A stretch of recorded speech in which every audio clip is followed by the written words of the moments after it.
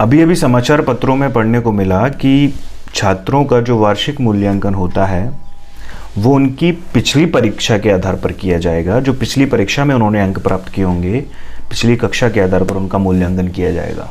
जहाँ तक मुझे याद आता है कि पिछली बार भी जो मूल्यांकन हुआ था वो पिछली बार के हिसाब से हुआ था। तो ये मूल्यांकन कब तक ऐसे चलता रहेगा?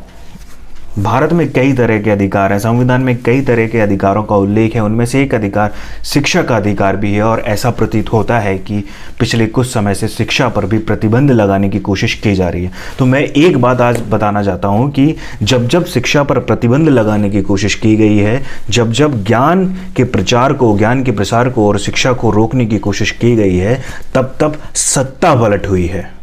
इतिहास गवाह है, इतिहास साक्षी है इस बात का। एक वाक्य शेयर कर रहा हूं आपके साथ। दो महान गुरु, इनका नाम सुना होगा, गुरु वशिष्ठ और जमदग्नि। एक समय ज्ञान और शिक्षा के प्रसार में लगे हुए थे। ज्ञान और प्रसार का युग कहा जाता है उनका जो युग था। उस समय जो राजा थे, समकालीन जो राजा थे सहस्त्र अर्जुन, उन्हें यह भ्रम हो गया था कि ये शिक्षा, ये ज्ञान, ऋषियों के जो आविष्कार हैं, ऋषियों के जो ज्ञान का प्रसार है, उनकी जो बढ़ती ख्याति है, संभव है कि उससे उसकी राजशाही, उससे उसकी सत्ता खतरे में आ जाए। हो सकता है कल को ये ऋषि उसकी शक्ति पर भी प्रतिबंध लगा दे। ज्ञान के बढ़ते प्रकाश को रोकने के लिए उस राजा ने लगातार ऋषियों के आश्रम जलाना आरंभ किए, शिक्षा के प्रसार को रोकने की कोशिश की। इसके बाद आरंभ हुआ एक युद्ध का। राजा और ऋषियों में निरंतर युद्ध चलते रहे। इससे प्रजा में काफी असंतोष फैला। अंत राजा का हुआ, अंत शिक्षा के प्रसार को रोकने वाले का हुआ। एक बार फिर ज्ञान के प्रकाश ने अहम का अंधेरा मिटा दिया। शिक्षा और ज्ञान किसी भी युग में घटेंगे नहीं, हमेशा बढ़ते ही रहेंगे। और इन्हें रोकने की जो कोशिश करेगा वो खुद मिट जाएगा। आज भी वही हो रहा है। आज भी शिक्षा पर प्रतिबंध लगाया जा रहा है। बच्चों के, विद्यार्थियों के जो एग्जाम है, जो परीक्षाएं हैं, वो स्थगित की जा रही हैं, बार बार पोस्टपोन की जा रही हैं। आखिर क्यों? गजब का दोगलापन है सरकार का यार। बार बार परीक्षाओं को स्थगित क्यों कर रहे हैं? वैसे ही जो अभ्यर्थी होते हैं, जो परीक्षा देने वाले विद्यार्थी होते हैं, वो फासले के साथ ही परीक्षा देते हैं।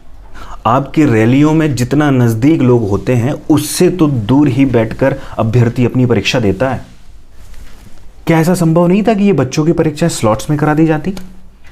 क्या ऐसा संभव नहीं था कि बच्चों की परीक्षाएं जो कोविड प्रोटोकॉल है उसके तहत कराई जा सकती थी?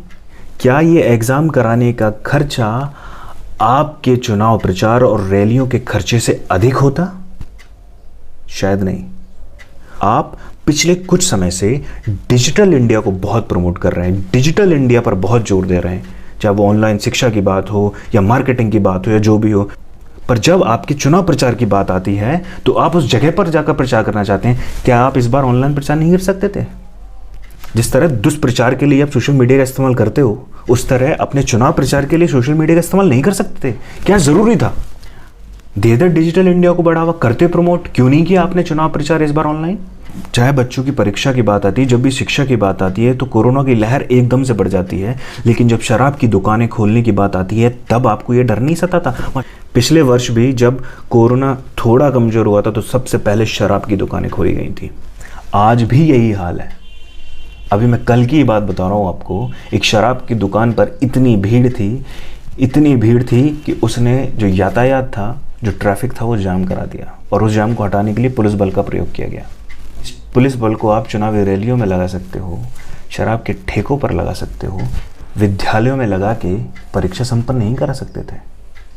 अब समझ नहीं आता कि किससे आशा रखी जाए, किससे उम्मीद रखी जाए, किसके आगे हाथ जोड़े जाएं, कहाँ से हमारी बात बने, कौन हमारी बात सुनेगा।